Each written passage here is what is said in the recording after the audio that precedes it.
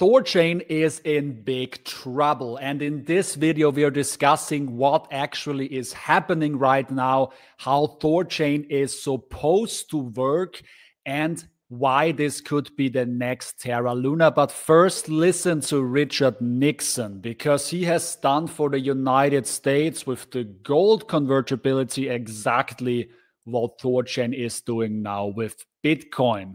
The speculators. I have directed Secretary Connally to suspend temporarily the convertibility of the dollar into gold or other reserve assets.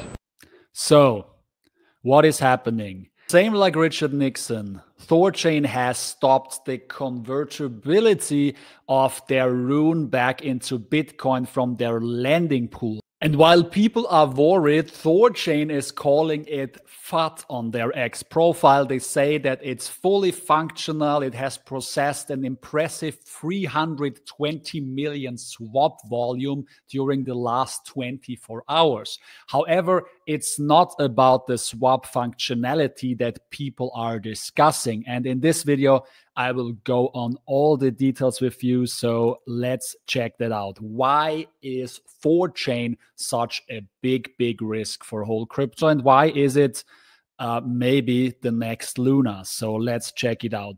While Bitcoin has grown a staggering 240% since October of 2023, THORChain basically gave away all the gains again and is back trading more or less at the same levels again where it traded at this time of the year 2023. So we are basically back at zero. But what is the reason behind this? Why are people so afraid to hold RUNE? So let's start with a quick introduction on what THORChain actually is.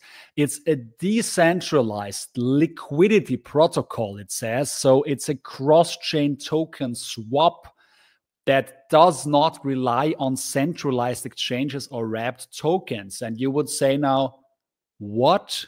It doesn't rely on wrapped tokens and goes cross-chain? Well, I will explain in this video what actually happens. And it's powered by RUNE, the native token that acts as the network's backbone, providing security and liquidity. The liquidity pools users can deposit assets in, and they can earn yield from fees and rewards.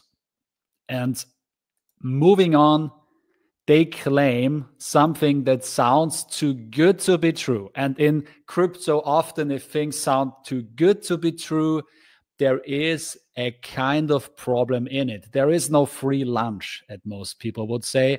And this free lunch could be very dangerous. So yeah, THORChain claims that you can borrow loans at zero interest. You can get free money. So you give them their Bitcoin and you can take out 50% of that money for free. So you give them one Bitcoin and take out $50,000 to buy more Bitcoin, give them again the Bitcoin, take out 25. And so you could loop your capital. So you could put a lot of leverage into your trades with this strategy for zero cost. There is no risk of liquidation and no expiry of the loans. Like, why wouldn't everybody do that, right?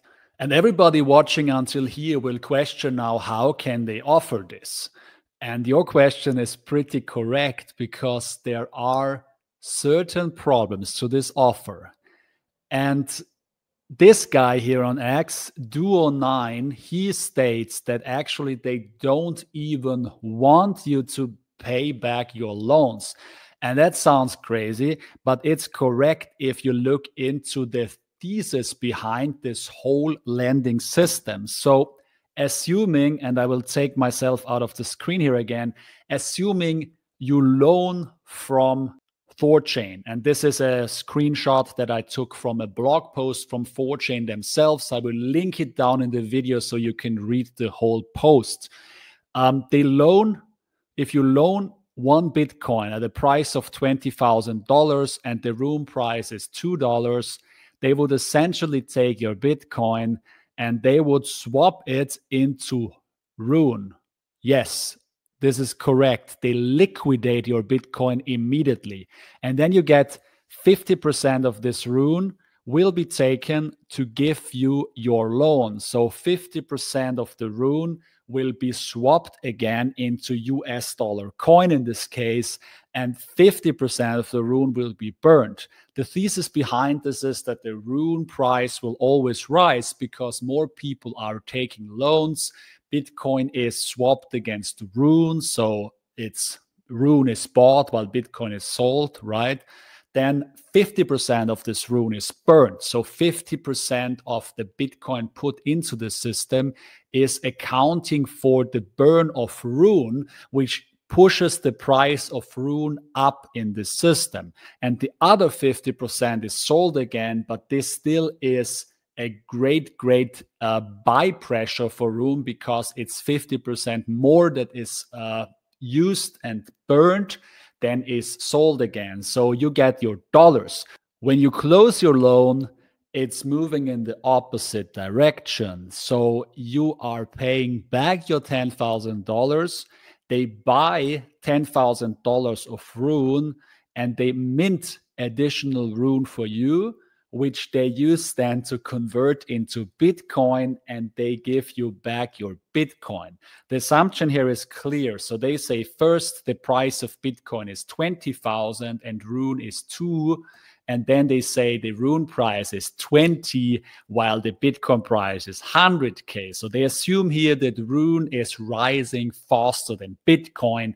So they are minting RUNE, which is actually not great for the whole protocol. In their blog, they state clearly that nobody keeps the collateral. So they simply liquidate you from the beginning. This loan never has collateral. They just sell it. And they further say that THORChain does not care, nor is it under any risk if the collateral value drops. This is how the zero liquidation design can be achieved. But how can this work in the long run? As Duo9 states here correctly, of course, they don't want you back because they need you to keep your loan, to push the RUNE price more than it drops and to push it further up than Bitcoin. So there is no incentive to ever bring you back, that you pay back your loans. They want that you keep your loan forever, basically. And they try to make this happen with this 0% interest loan, no liquidation risk. And as they state in their blog, as long as RUNE has value, the lending mechanism can work as intended. But is this safe? Well, we all remember Luna, and Luna was not really safe. It also worked as long as the Luna price went up because the whole calculation was based on this assumption that it will basically go up forever.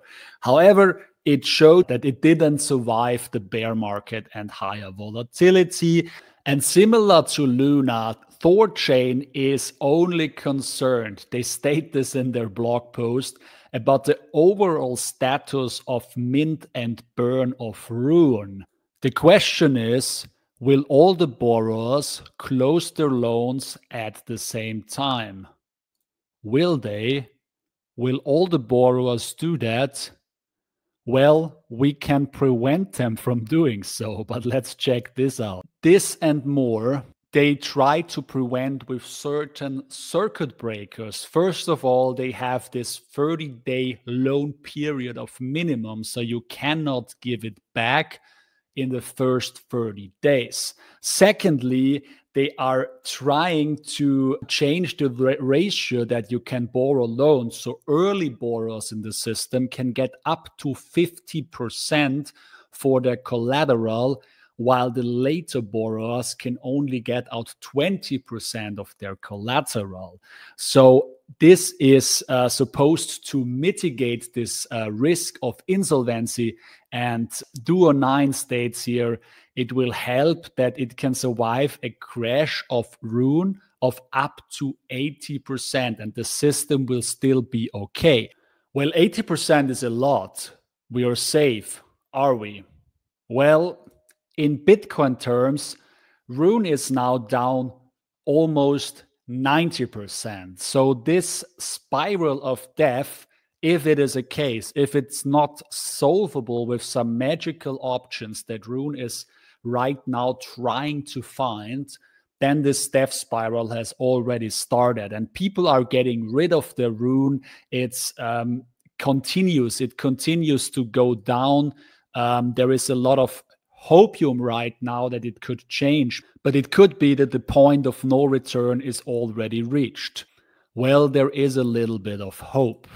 Eric Voorhees, who is famous for creating Shapeshift back in the day, he came out with a message on X where he speaks out for THORChain. He has been a supporter of THORChain for quite a while, and he states the following.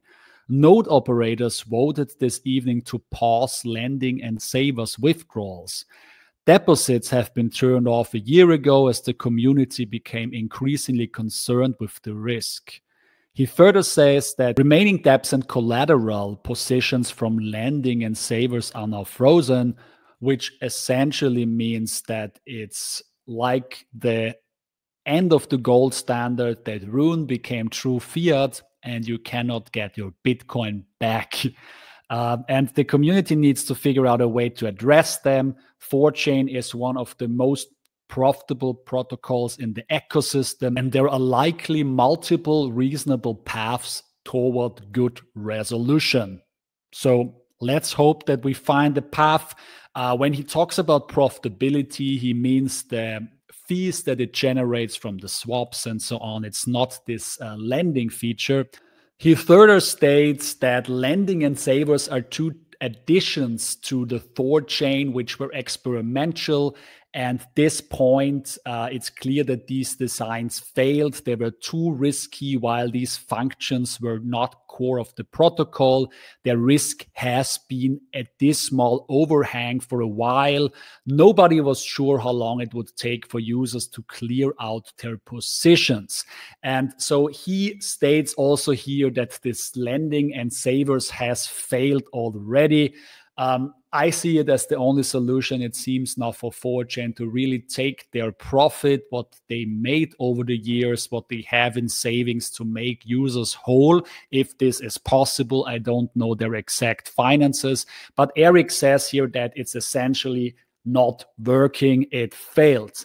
And while Eric acknowledges the failure of THORChain, all the media is writing about it now. So I think that the death spiral hasn't really stopped yet, except they come up with some wonderful surprise solution for everything. So there are 90 days of frozen assets now.